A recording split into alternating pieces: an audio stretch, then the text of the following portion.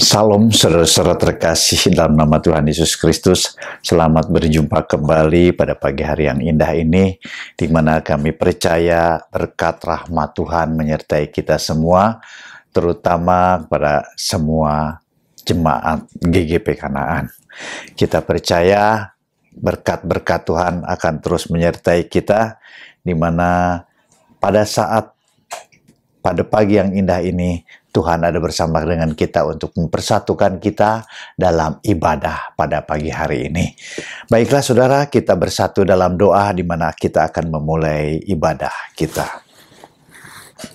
Dalam nama Bapa, Putra, dan Roh Kudus, kasih karunia, damai sejahtera dari Tuhan Allah kita dan Tuhan Yesus Kristus menyertai kita sekalian. Tuhan Allah Bapa kami dalam sorga, Tuhan Allah Abraham, Ishak, dan Yakub yang kami kenal dalam nama Tuhan Yesus Kristus. Terima kasih kembali Bapa, kami bersyukur kalau pada pagi hari ini Engkau berikan kesempatan kembali untuk kami dapat datang di hadirat-Mu untuk bersama-sama berkumpul, mengangkatkan puji-pujian, membawa korban syukur kepadamu, serta mendengarkan sebagian dari firman-Mu. Tuhan, kuduskan dan sucikan kami semua Bapa, agar kami layak di hadapan-Mu untuk membawa ucapan syukur serta puji-pujian kepadamu, di mana pada pagi hari ini Engkau kumpulkan kembali kami karena berkat kasih karunia Tuhan, penyertaan Tuhan, dan kuat kuasa Tuhan yang menyertai kami di setiap langkah hidup kami. Terima kasih Bapa, biarlah semua ini kami serahkan ke dalam tangan-Mu dari awal kebaktian, pertengahan, hingga akhirnya, dan kami menyerahkannya hanya di dalam nama Tuhan Yesus Kristus. Terima kasih Bapa. Haleluya. Amin.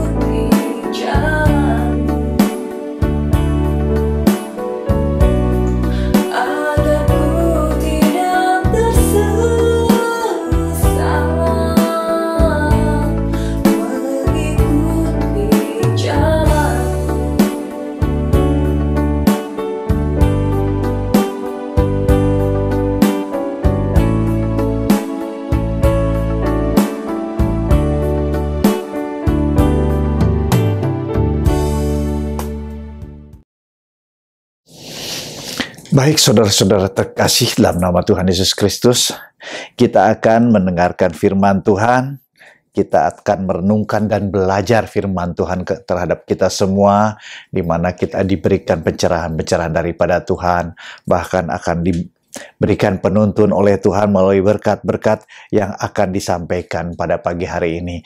Mari kita bersatu dalam doa. Tuhan Allah Bapa kami dalam sorga, kembali kami mengucap syukur Bapa kalau pada pagi hari ini kami akan merenungkan, membaca, serta memahami firman Tuhan, lebih mendalami lagi Tuhan. Biarlah melalui Roh-Mu yang kudus kami dapat belajar, Engkau tuntun kami, Engkau buka segala rahasia kebesaran firman ini Tuhan, sehingga jadi pemahaman di dalam kehidupan kami, bahkan menjadi pelita di dalam kehidupan kami. Pakai hamba-Mu yang tidak ada apa-apanya Tuhan menjadi saluran berkat bagi kebesaran nama-Mu saja. Juga memakai bahasa-bahasa yang sesederhana mungkin sehingga dapat dimengerti oleh semua kami yang mendengarkannya. Karena ini adalah firman, kekuatan bagi kehidupan kami jemaat-Mu. Jemaat GGP Kanaan secara keseluruhan. Terima kasih Bapak, terima kasih. Biarlah semua ini kami serahkan hanya dalam nama Tuhan Yesus Kristus. Haleluya. Amin. Baik saudara, pada pagi hari ini kita akan merenungkan firman Tuhan yang terambil dari Roma 8. Roma 8 sampai dengan 11. Yang demikian firman Tuhan. Mereka yang hidup dalam daging tidak mungkin berkenan kepada Allah. Tetapi kamu tidak hidup dalam daging, melainkan dalam roh. Jika memang roh Allah diam di dalam kamu, tetapi jika orang tidak memiliki roh Kristus, ia bukan milik Kristus. Tetapi jika Kristus satu di dalam kamu, maka tubuh memang mati karena dosa, tetapi roh adalah kehidupan oleh karena kebenaran. Dan jika roh Dia yang telah membangkitkan Yesus dari antara orang mati diam di dalam kamu, maka Ia yang telah membangkitkan Kristus Yesus dari antara orang mati akan menghidupkan juga tubuhmu yang fana itu oleh rohnya yang diam di dalam kamu. Amin. Tuhan Yesus memberkati. Ya, baiklah saudara, firman ini saya beri tema hidup oleh roh. Bagaimana kita hidup oleh roh. Jadi sesuai dengan tema pada pagi hari ini dalam rangka kita memperingati hari kenaikan Tuhan Yesus, saya akan merenungkan hidup dalam roh yang terambil dari Roma 8 ayat 8 sampai dengan 11. Mari kita renungkan saudara, kita belajar dari pemahaman firman ini secara lebih dalam lagi arti dalam firman ini terhadap untuk diri kita. Yang pertama, mereka yang hidup dalam daging tidak mungkin berkenan kepada Allah. Ayat 8 dikatakan mereka yang hidup dalam daging tidak mungkin berkenan kepada Allah. Hidup dalam daging artinya perbuatan atau kelakuannya hanya mementingkan diri sendiri atau keperbuatan daging kita, tubuh kita, keegoan kita, lebih mementingkan diri sendiri. Dikatakan di pasal yang sebelumnya ayat 7, sebab keinginan daging adalah perseteruan terhadap Allah.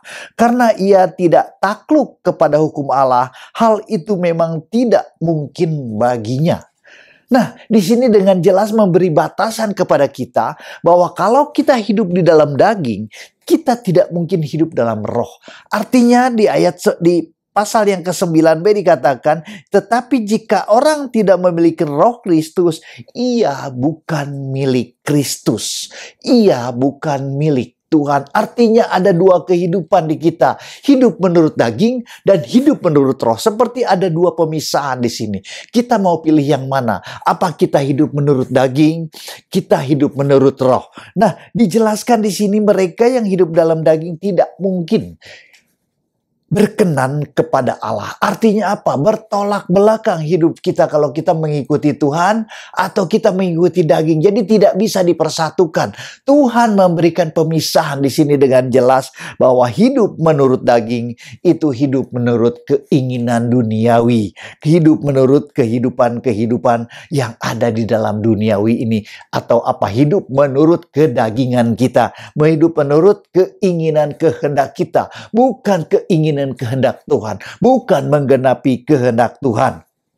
Nah, kehidupan yang bertolak belakang ini kita boleh merenungkan di dalam Galatia 5 ayat 19 sampai dengan 21. Saya bacakan Galatia 5 ayat 19, 21. Kehidupan daging itu seperti apa? Kehidupan yang menurut keegoan kita atau diri sendiri atau kedagingan ya. Seperti di dalam Galatia 5 ayat 19 sampai dengan 21 dikatakan demikian. Perbuatan daging telah nyata, yaitu percabulan, kecemaran, hawa nafsu, penyembahan berhala, sihir, perseteruan, perselisihan, iri hati, amarah, kepentingan diri sendiri, percideraan, roh pemecah, kedengkian, kemabukan, pesta pora, dan sebagainya. Terhadap semua itu kuperingatkan kamu, seperti yang telah kubuat dahulu, bahwa barang siapa melakukan hal-hal yang demikian, ia tidak akan mendapat bagian dalam kerajaan Allah. Jadi di sini dengan jelas ya, perbuatan daging adalah bertolak belakang dengan perbuatan roh. Nah, di sini dibedakan. Tuhan menjelaskan kepada kita bahwa sebagai anak Tuhan tentu kita tidak ada di dalam perbuatan daging. Karena perbuatan daging adalah menjauhkan kita daripada Tuhan. Perbuatan daging mendukakan Roh Kudus, meninggalkan Roh Kudus. Karena apa? Perbuatan-perbuatan itu tidak sesuai kehendak Tuhan.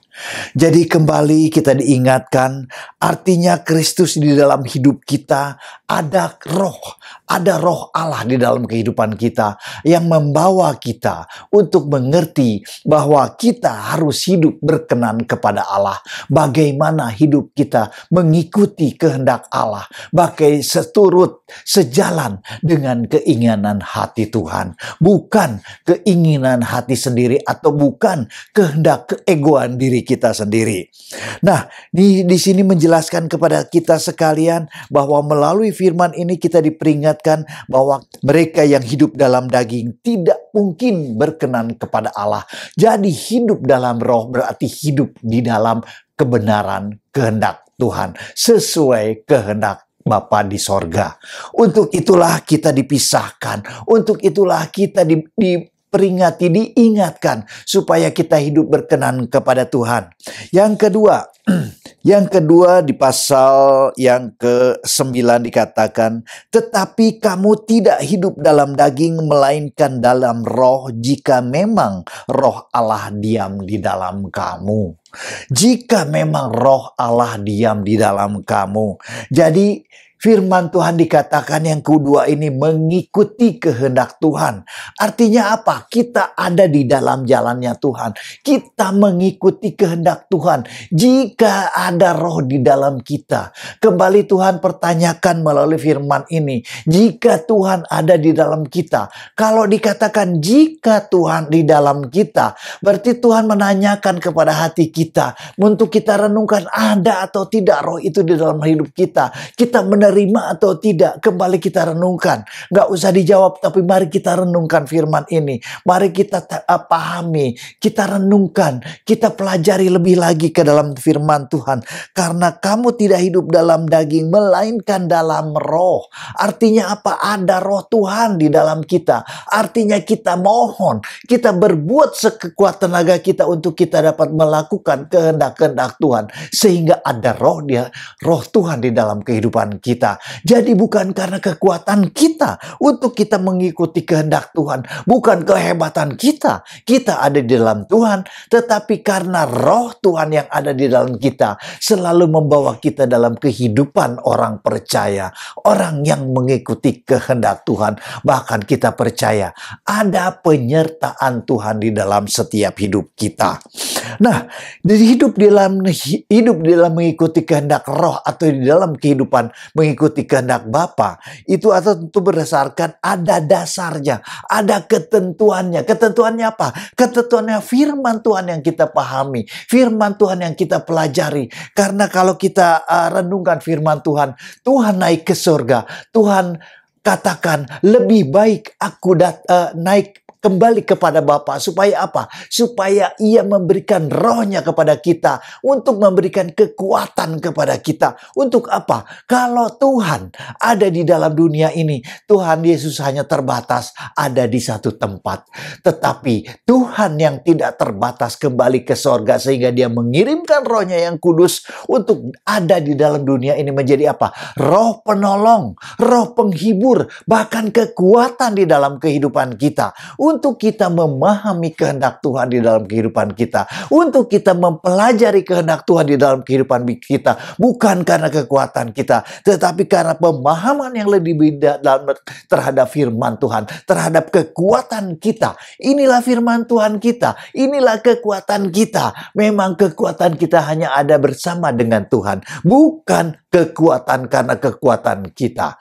Kita akan jatuh kalau kita ada di luar Tuhan. Bagaimana bangsa Israel yang dicontohkan keluar dari Mesir menuju tanah perjanjian. Walaupun ada Tuhan, tetapi hatinya tidak berpaut kepada Tuhan. Hatinya tidak menempel seperti pokok anggur yang benar. Dia akan jatuh karena apa? Terlalu banyak godaan di dalam dunia ini. Terlalu banyak kesulitan, kehidupan di dalam pergumulan, persoalan di dalam kehidupan kita. Tentu kita tidak mau mengalami persoalan-persoalan, pergumulan yang terus akan menghantui kehidupan kita. Tetapi kita belajar di sini. Jadi yang ada di dalam diri kita bukan keegoan kita, tetapi apa? Roh Tuhan yang akan menyertai kita, bahkan mendukung di dalam setiap langkah hidup kita, karena kita diarahkan terus oleh Roh Kudus yang telah diberikan kepada kita. Roh Kudus itu menguatkan kehidupan kita, di dalam kehidupan kita tentu yang terus akan diarahkan oleh roh itu. Nah, dari sini kita boleh belajar untuk kita tidak meninggalkan persekutuan-persekutuan kita dengan Tuhan, juga persekutuan di gereja kita. Untuk apa? Untuk sebetulnya kekuatan kita. Kalau kita tercerai-berai, kita tidak punya persekutuan dengan Tuhan, terutama dengan saudara-saudara seiman kita, kita gampang lebih mudah menjadi lemah. Karena apa? Tidak saling menguatkan. Kalau kita ada persekutuan dengan teman-teman seiman kita, saudara-saudara seiman kita, kita dapat saling menguatkan. Di mana kita dapat saling mendoakan, saling menguatkan, saling menopang di setiap kesempatan. Karena itu adalah kekuatan kita. Kekuatan kita itu adalah dari Tuhan. Melalui pemahaman firman Tuhan. Memang firman Tuhan yang kita baca kadang-kadang kita tidak mengerti, tetapi ada dari beberapa orang yang bisa mengerti, bisa mendapatkan berkat-berkat Tuhan kepada kita, sehingga kita boleh belajar, boleh mengerti, memahami lebih dalam lagi bahwa firman Tuhan ini ada kekuatan bagi kita. Jika roh itu ada di dalam setiap kita, ada pada kita, untuk itulah kita percaya harus dengan segenap hati dan kita mempertahankannya, karena tubuh kita adalah tubuh yang lemah dan mudah tergoda. Karena iblis selalu menggoda kita untuk menjatuhkan kita. Selain iblis juga kedagingan kita yang selalu membawa kita untuk jatuh. Nah, kita boleh merenungkan dari firman ini bahwa kita, jika ada roh Allah di dalam kehidupan kita, tentu kita akan memilih ada roh Allah di dalam dalam kehidupan kita. Karena itu adalah kekuatan kita. Karena itu adalah penghiburan bagi kita. Di mana setiap pergumulan dan persoalan kita dapat lewati. Walaupun apa yang terjadi terkadang memang tidak kita mengerti di dalam kehidupan kita. Tetapi kita boleh belajar di sini bahwa Tuhan adalah kekuatan kita yang terus akan mengarahkan hidup kita untuk kita mengerti, untuk kita belajar firman Tuhan terus, memahaminya lebih dalam lagi. Yang ketiga di ayat yang ke-10 dikatakan, tetapi jika Kristus ada di dalam kamu, maka tubuh memang mati karena dosa, tetapi roh adalah kehidupan oleh karena kebenaran.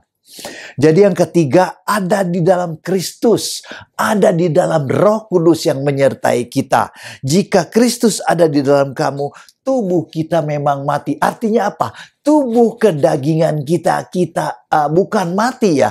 Kita tidak fungsikan. Karena apa? Kedagingan itu berseteruan dengan Allah. Selalu menjauhkan kita dari Allah. Tetapi karena ada Kristus di dalam hidup kita, marilah kita mencari kehendak Tuhan. Kehendak Roh yang kudus. Melalui apa? Melalui pemahaman-pemahaman yang lebih dalam lagi melalui firman ini. Dikatakan, tetapi jika Kristus ada di dalam kamu, maka memang tubuh kita mati. Tubuh kita tidak fungsi, bukan artinya tidak berfungsi tetapi kita lebih mementingkan kehendak Bapa, lebih mementingkan apa? Hidup bersama Roh yang menguasai kehidupan kita. Kita menyerahkan seluruh kehidupan kita ke dalam tangan Tuhan, sehingga Tuhan yang berkuasa, Roh Kudus yang berkuasa atas kita, sehingga kita diarahkan di dalam kehidupan kita. Untuk hidup kita diarahkan kepada kebenaran firman Tuhan, kasih dan pengharapan kepada Tuhan. Jadi kehidupan yang Tuhan janjikan adalah kehidupan yang akan dibawa kepada pengenalan yang lebih dalam terhadap firman Tuhan.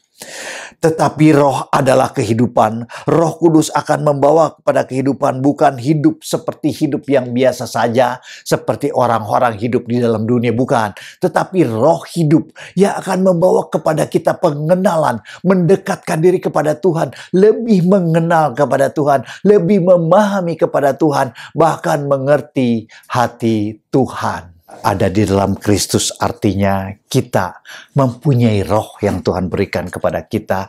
Roh Kudus yang terus menguatkan di dalam kehidupan kita. Seperti dikatakan, tetapi jika Kristus ada di dalam kamu, maka tubuh kita memang mati.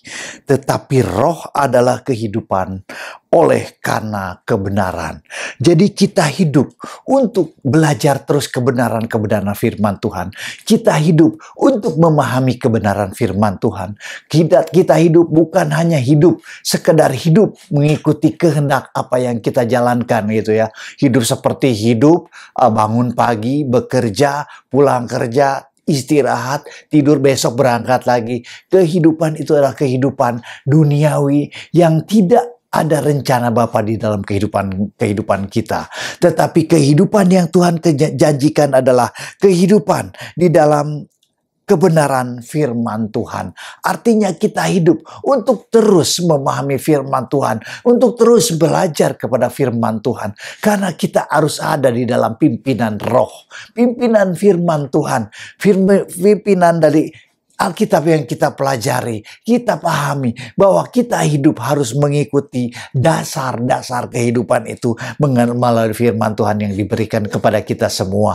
Karena disinilah kekuatan kita. Karena kekuatan kita adalah firman Tuhan yang terus akan memimpin kita pada kehidupan. Bukan hidup yang biasa-biasa saja, tetapi hidup yang berkemenangan karena kebenaran Tuhan Yesus Kristus.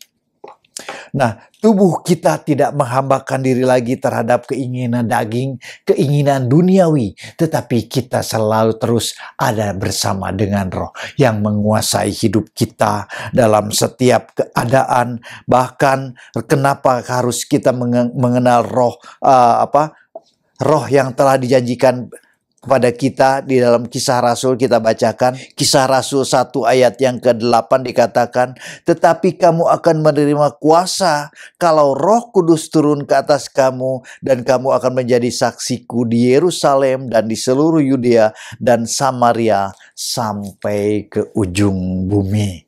Nah, kuasa itulah yang ada di dalam diri kita. Kuasa itulah yang menguatkan diri kita di dalam kita menjalani hidup-hidup hari-hari kita dengan setiap persoalan dan pergumulan. Memang Tuhan tidak menjanjikan kepada kita bahwa kita menerima Roh Kudus, kita akan hidup nyaman gitu ya. Hidup tidak mengalami segala persoalan pergumulan di dalam kehidupan kita. Bukan. Tetapi Tuhan akan memberikan kekuatan kita untuk melewati setiap badai di dalam kehidupan kita. Tuhan bisa menguatkan kita untuk dapat kita berjalan dengan setiap persoalan pergumulan. Jadi permasalahan itu bukan masalah besar bagi kita karena kita berjalan di atas masalah. Bukan dengan masalah kita berjalan, tetapi masalah itu kita serahkan kepada Tuhan. Kita percaya bahwa persoalan pergumulan itu akan ada di setiap orang-orang dalam hidup, tetapi kita dapat menyerahkan ke dalam tangan Tuhan. Bahkan Tuhan adalah solusi di dalam kehidupan kita. Karena setiap persoalan, setiap pergumulan, kita mohon kepada Tuhan kekuatan kepada Tuhan untuk kita dapat melewatinya setiap persoalan dan pergumulan. Bukan kita lari dari persoalan, bukan kita melarikan diri dari pergumulan, tetapi kita akan berjalan bersama dengan Tuhan. Kadang-kadang jalan kita licin, kadang-kadang jalan kita berbatu, tetapi Tuhan akan membawa kita untuk menguatkan kita di dalam jalan-jalan yang harus kita lalui. Di jalan-jalan yang kadang-kadang memang jalan yang terjal, jalan yang sulit, tetapi Roh Tuhan yang di dalam kita itu akan terus mendorong, memberikan semangat di dalam kehidupan kita.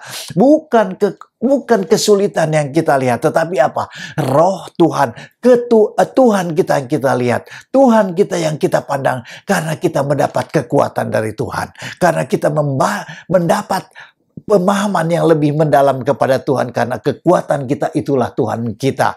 Jadi kita boleh belajar dari sini bahwa roh yang ada di dalam kita akan memberikan kekuatan kita. Roh yang ada di dalam kita memberikan pemahaman kepada kita bahwa kita akan dituntun terus. Kita terus diajar untuk terus belajar memahami firman Tuhan. Bahkan firman itu adalah kekuatan bagi diri kita sekalian. Ya, dari pemahaman firman tadi ini menjelaskan kepada kita bahwa kita hidup oleh karena kebenaran. Hidup kita ada dalam kebenaran Tuhan, di mana Tuhan terus memberikan kepada kita kebenaran-kebenaran itu melalui pemahaman firman, melalui belajar firman Tuhan, membaca firman Tuhan, kita mengenal kebenaran itu. Kehidupan kita menuju kebenaran.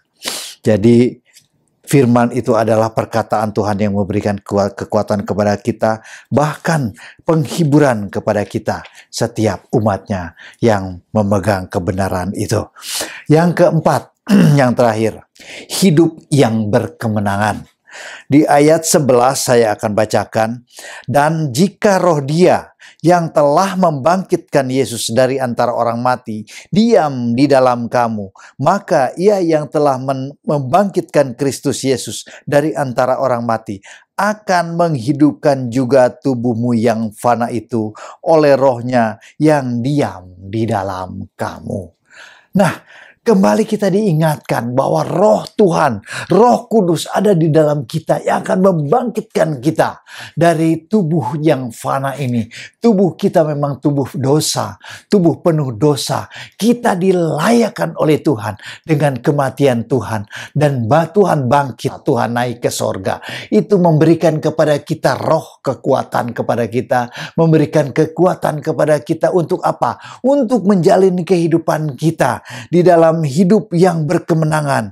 Jadi seharusnya kita hidup ada di dalam kemenangan karena ada Roh Kudus yang memberi kemenangan di dalam setiap persoalan dan pergumulan hidup kita. Karena Roh Kudus yang ada di dalam hidup kita melingkupi kita, melindungi kita, sehingga kekuatan itu dapat menghadapinya. Karena dari kekuatan itu kita dapat menghadapi setiap persoalan dan pergumulannya. Dengan sesuai dengan Kisah Rasul 1 ayat 8 tadi dikatakan bahwa kita punya kuasa yang daripada Tuhan. Kita semua percaya dan menerima Kristus di dalam hidupan kita. Dan kuasa itu adalah kuasa yang telah diberikan kepada semua umatnya pada 2000 tahun yang lalu. Nah, dalam memperingati hari kenaikan Roh Kudus ini, kita boleh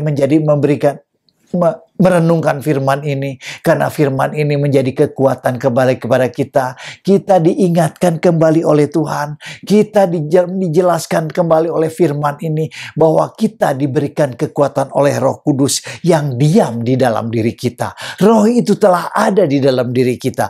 Roh itu telah diberikan kepada kita untuk memberikan kekuatan kepada kita. Hanya kita jangan mendukakan roh itu, jangan meninggalkan persekutuan itu, jangan meninggalkan perjanjian kita dengan Tuhan. Untuk apa? Untuk terus kita bersekutu terus dengan Tuhan, untuk terus memberikan kekuatan kepada saudara-saudara kita, untuk terus ada dalam persekutuan dengan orang-orang percaya, karena kita adalah hidup dalam hidup yang berkemenangan.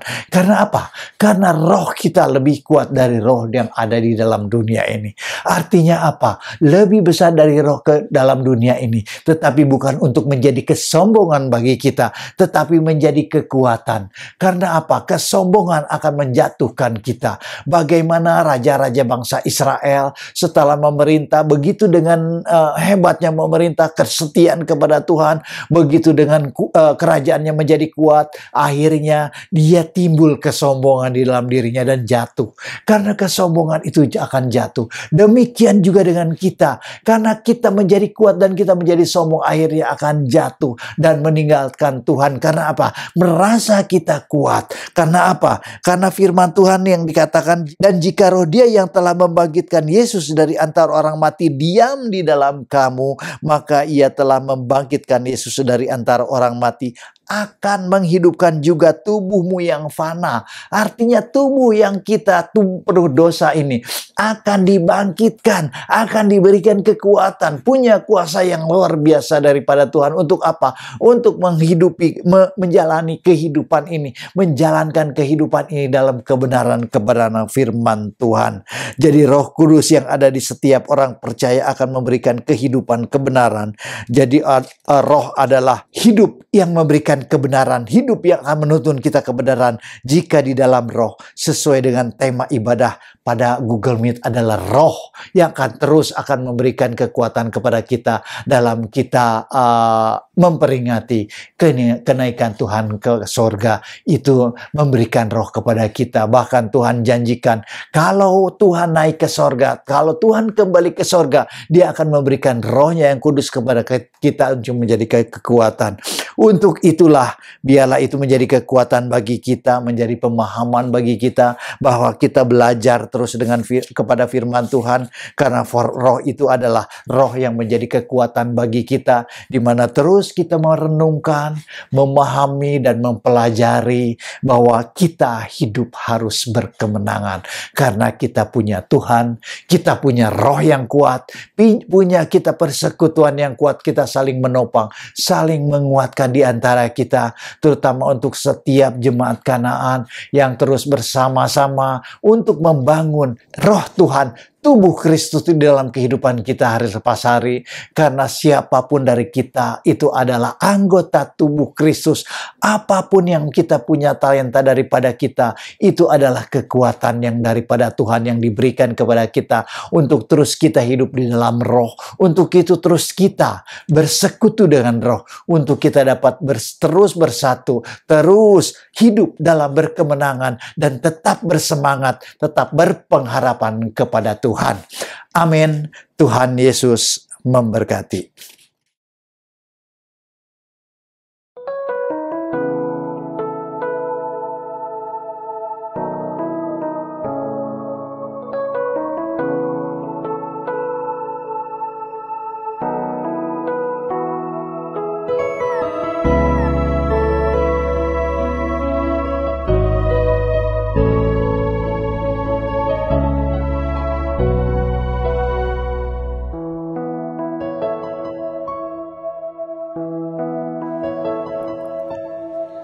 Tak ada yang ku banggakan selain dirimu. Tak ada yang ku inginkan, hanyalah Engkau.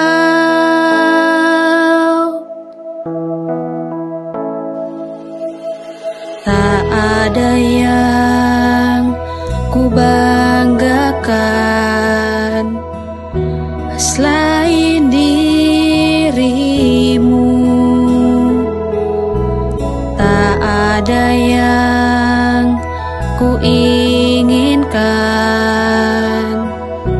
hanyalah Engkau.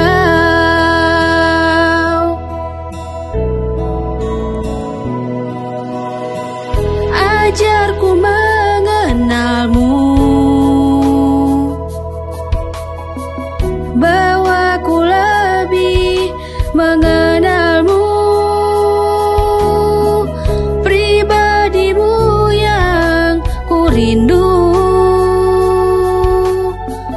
ajarku mengenalmu.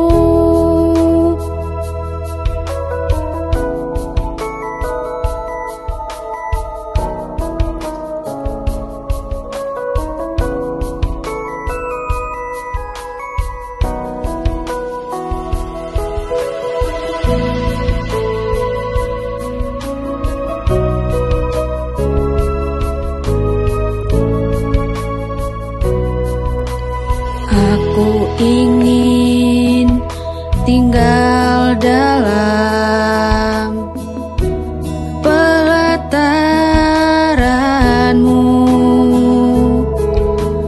Aku ingin lebih dalam di hadirat-Mu. Ajarku mengenalmu, bahwa ku lebih mengenalmu. Pribadimu yang ku rindu, ajarku mengenalmu. Ajarku mengenalmu, bahwa ku lebih mengenalmu. Pribadimu yang ku rindu, ajarku mengenalmu.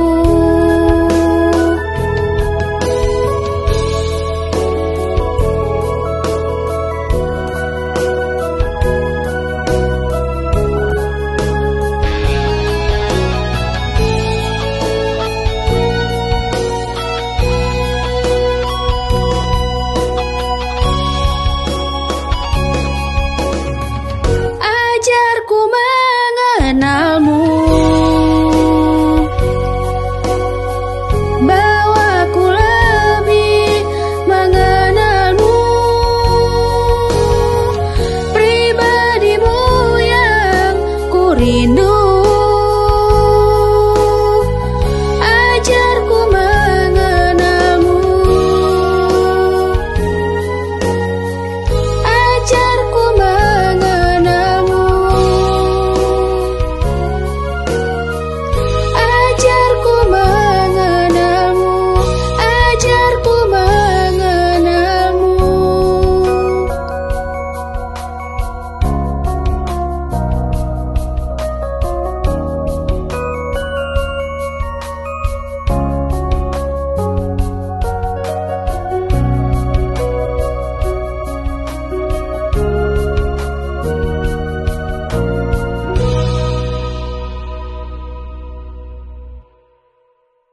Baiklah saudara-saudara, sebelum kita menutup ibadah kita, saya ingatkan kembali untuk setiap jemaat Kanaan, persembahan yang kita berikan kepada Tuhan, kita berikan, kita persiapkan, setelah ibadah ini selesai, kita kumpulkan, dan kita bisa serahkan kepada bendahara, atau kita pada setor ke rekening bendahara di WA grup Kanaan, atau bisa juga kita kumpulkan nanti di awal bulan. Setiap awal bulan kita mengadakan ibadah perjamuan kudus, kita bisa serahkan kepada bendahara di tempat gereja kita. Ya, baiklah saudara-saudara, kita akan menutup dan kita akan bersyafaat. Kita bersatu dalam doa. Tuhan Allah Bapa kami dalam sorga, kembali kami mengucap syukur Bapa atas pemahaman firman ini yang telah kami sampaikan. Tuhan, biarlah melalui firman-firman ini kembali Engkau kuatkan, kembali kami belajar dari firman-Mu Tuhan. Biarlah setiap firman Engkau simpan di dalam hati kami, setiap kami yang mendengarkan, sehingga itu menjadi kekuatan bagi kami, bahkan pedoman bagi kehidupan kami. Terima kasih Bapa, biarlah melalui firman ini terus akan menjadi pelita di dalam setiap langkah hidup kami. Tuhan Allah Bapa kami dalam sorga, juga kami berdoa untuk Bapak Gembala, Bapak Daniel Sukendra yang telah Engkau tempatkan di Gereja Kanaan. Tuhan, biarlah Engkau berkati, terus berkati dengan kasih karunia daripada Tuhan. Juga dimanapun ia berada, terus Engkau berkati Tuhan, juga untuk keluarganya, anak-anaknya, terus ada dalam berkat-berkat Tuhan yang di Jakarta maupun yang di Australia. Terima kasih Bapak, juga kami berdoa untuk setiap lansia di gereja kami serahkan ke dalam tangan Tuhan. Kami percaya setiap lansia ada dalam penyertaan Tuhan, dalam pimpinan Tuhan, bahkan kasih karunia Tuhan, sehingga ia dapat mengalami sukacita daripada Tuhan saja hari lepas hari. Terima kasih Bapak, juga kami berdoa untuk Bapak Presiden, Wakil Presiden, dan jajarannya kami serahkan ke dalam tangan-Mu. Biarlah setiap keputusan, setiap peraturan yang diberikan kepada kami semua memihak kepada rakyatnya Tuhan, untuk terus membangun negara kami melalui Bapak Presiden dan wakil-wakilnya serta stafnya, semua yang terkait di dalamnya, sehingga kami percaya pimpinan Bapak Presiden kami percaya itu adalah karena kasih kuasa Tuhan, bahkan Tuhan yang memilih dan menempatkan di negara kami ini. Biarlah Engkau berikan hikmat dan takut yang akan Engkau saja. Terima kasih Bapak, terima kasih Tuhan Allah Bapa kami dalam sorga. Juga kami berdoa untuk pandemi yang masih berlangsung pada saat ini. Kami serahkan setiap petugas medis, dokter dan perawat yang merawat pasien-pasien yang terpapar ini Tuhan. Berikan imun yang kuat sehingga dia dengan semangat, dengan kerja keras ya Tuhan dapat mendorong untuk setiap pasien itu dan sembuh. Karena kami percaya dengan kesembuhan ini Engkau akan mata rantai ini akan Kau putuskan. Kami percaya karena kuasa dan kekuatan daripada Tuhan saja. Juga untuk keluarga yang ditinggalkan, kami percaya Tuhan Engkau akan memberikan penghiburan, kekuatan, dan ketabahan untuk menghadapinya Tuhan. Terima kasih Bapa. Juga sebentar kami akan memberikan persembahan dari apa yang telah Engkau berikan kepada kami. Kami percaya berkat-berkat Tuhan kami dapat kembalikan kepadamu Tuhan, untuk melebaran kerajaan-Mu di tempat kami. Terima kasih Bapa, juga untuk setiap bendahara yang mengelola. Engkau berkati Tuhan dengan berkat, kasih karunia daripada Tuhan saja dan penyertaan Tuhan. Terima kasih Bapa, terima kasih. Biarlah saudara-saudara sekalian persiapkan hati dan pikiran kita menerima berkat-berkat daripada Tuhan. Kasih karunia dan damai sejahtera dari Tuhan Allah kita dan Tuhan Yesus Kristus serta persekutuan Roh Kudus dan menyertai kita sekarang, dari mulai sekarang sampai Maranatha Tuhan Yesus datang kembali. Haleluya. Amin. Ibadah telah selesai.